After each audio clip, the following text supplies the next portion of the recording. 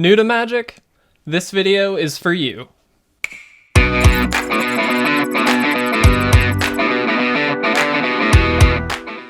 What is going on, everybody? Today I wanted to give out just a few tips for all of you new Magic players out there. I know there are a lot of new players who are maybe just jumping into their first new deck, or maybe they've never played before and they want to get into it, and I wanted to give some advice as a veteran player that I thought might be helpful for you.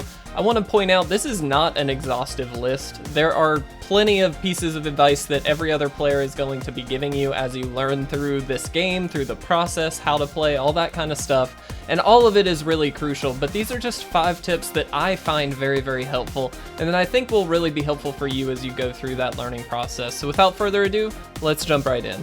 Okay, first off, if you're just starting at Magic, chances are you just bought yourself one of the newest starter decks, opened up the couple packs that you get along with it, and you threw away those reference cards that you got because who needs them, right? Well, my first tip is honestly to keep those reference cards. I've got a couple here. They're really helpful, honestly. They explain basically the phases of the turn. They explain how to attack, how to cast spells, all the basic fundamental information that I think every player needs to know to be able to get through a game of Magic.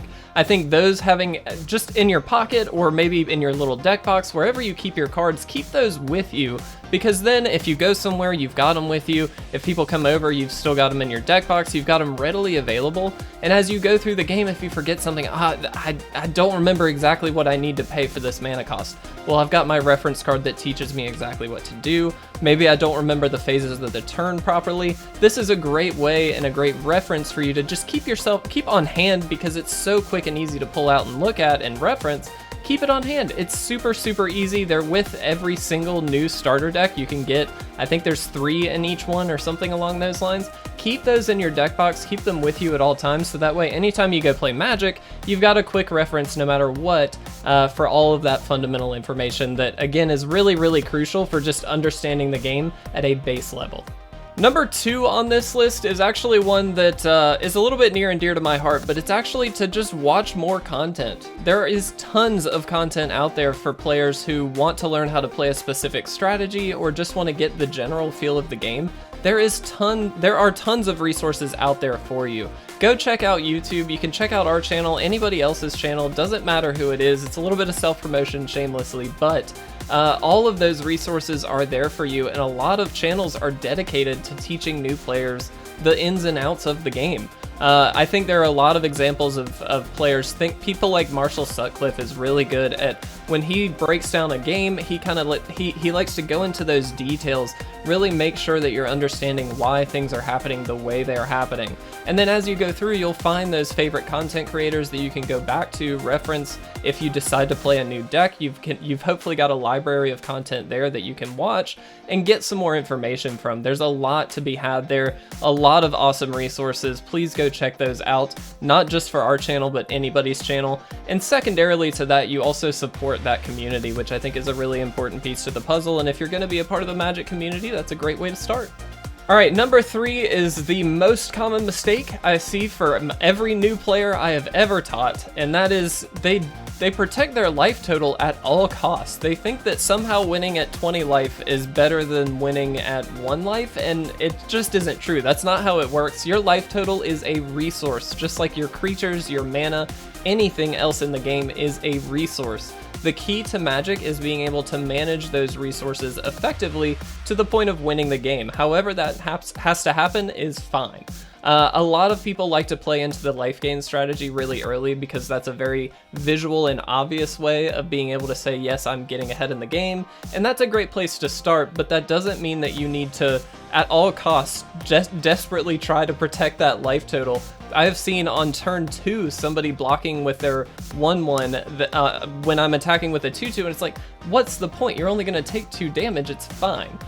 Save that creature for a better one down the line, or do something along those lines. I think that's a very common mistake. I think there are a lot of mistakes that new players, or traps I would like to say, that a lot of new players fall into, but that is very easily the most common one that I see. I'm sure there's a lot of other ones out there, so please feel free to share them down below, but that's the one that I think most people need to keep in the back of their head, that it's okay to take a little bit of damage if it means you're going to win the game in the long run.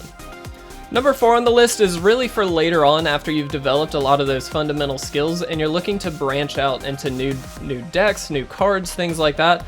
And the tip here is really to test with proxy cards first.